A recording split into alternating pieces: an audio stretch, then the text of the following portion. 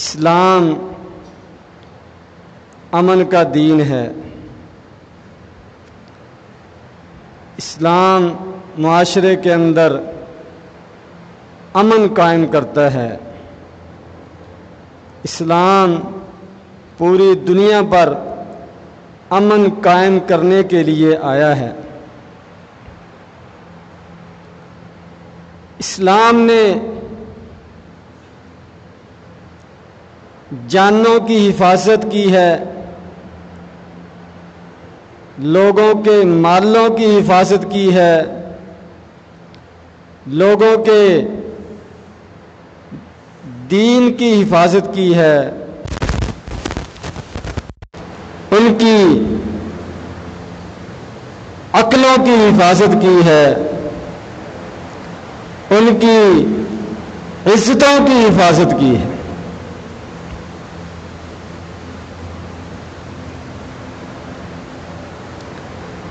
خطبہ حجۃ الوداع کے موقع پر نبی کریم صلی اللہ علیہ وسلم نے واضح طور پر فرما دیا تھا کہ جس طرح اس حرمت والے مہینے میں، حرمت والے شہر میں اور عظیم دن کے اندر، حج والے دن کے موقع پر تم سب کے خون، تم سب کے مال، تم سب کی عزتیں ایک دوسرے پر حرام ہیں۔ اسی طرح ہمیشہ کے لیے ہر مہینے میں ہر جگہ پر تمہارے خون، تمہاری جانیں، تمہارے مال، تمہاری عزتیں ایک دوسرے پر حرام ہیں۔ یہ نبی کریم صلی اللہ علیہ وسلم نے مسلمانوں کے سب سے بڑے اجتماع کے موقع پر ارشاد فرمایا۔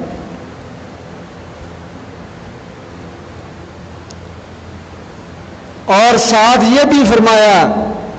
فَلْيُبَلِّغِ الشَّاهِدُ الْغَائِبَ، کہ جو یہاں موجود ہے وہ میرے اس پیغام کو، اسلام کی اس دعوت کو، اسلام کے ان اصولوں کو دوسروں تک پہنچائے، بعد میں آنے والوں کو بتائے۔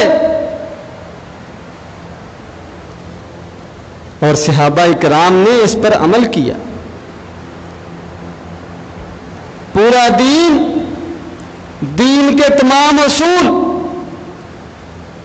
آگے پہنچائے،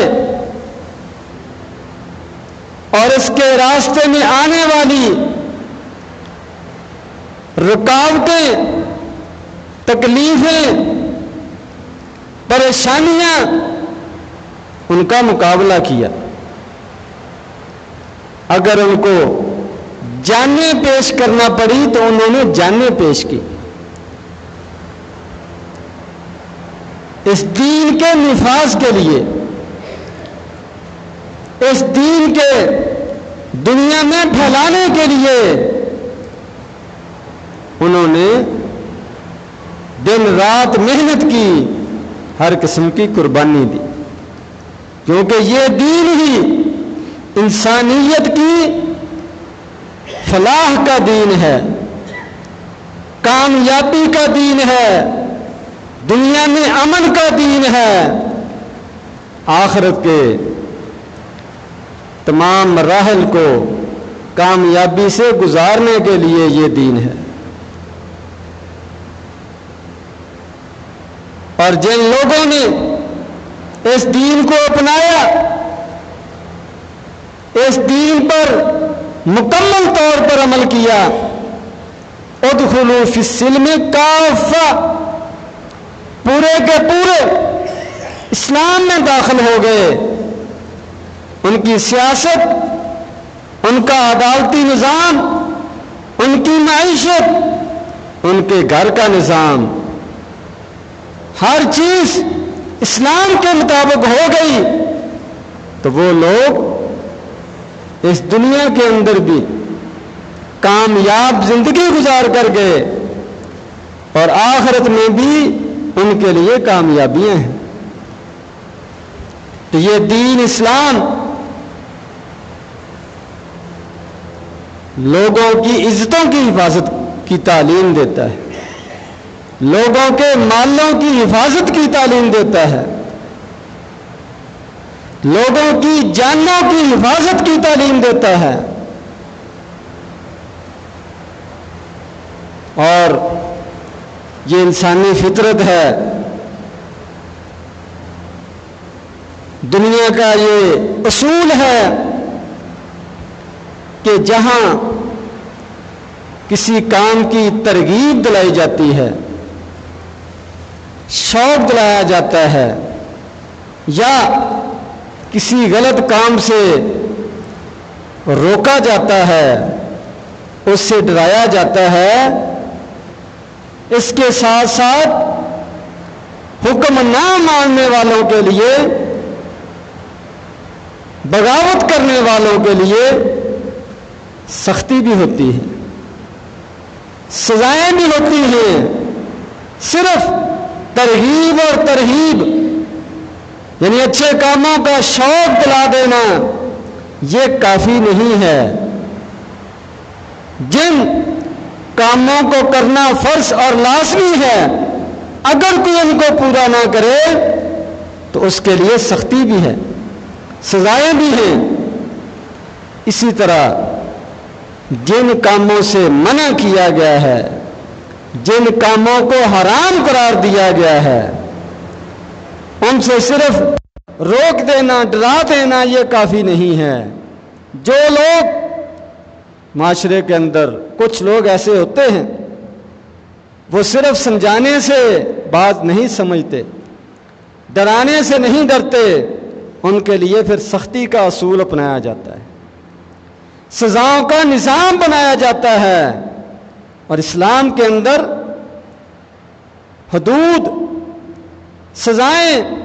تعزیرات، ان کا تصور موجود ہے، کیونکہ اس کے بغیر اسلامی معاشرہ، انسانی معاشرہ وہ صحیح طریقے سے نہیں چل سکتا۔ سب لوگ ایک جیسے نہیں ہوتے، کچھ لوگ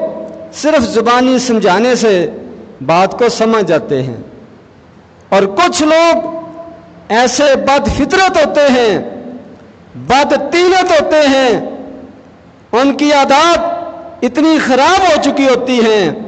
ان کی تربیت اتنی بگڑ چکی ہوتی ہے کہ ان کے لیے پھر سزاؤں کی باری آتی ہے، اور سزاؤں سے نہ صرف مجرم آدمی وہ رکتا ہے، وہ سبق حاصل کرتا ہے، بلکہ دوسرے لوگوں کو بھی سبق ملتا ہے، دوسرے لوگوں کو بھی اصلاح ہوتی ہے۔ وَلَكُمْ فِي الْقِصَاصِ حَيَاتٌ، قرآن مجید میں اللہ تبارک و تعالیٰ نے فرمایا تمہارے لیے قصاص کے اندر قتل کا بدلہ قتل، اس کے اندر زندگی ہے۔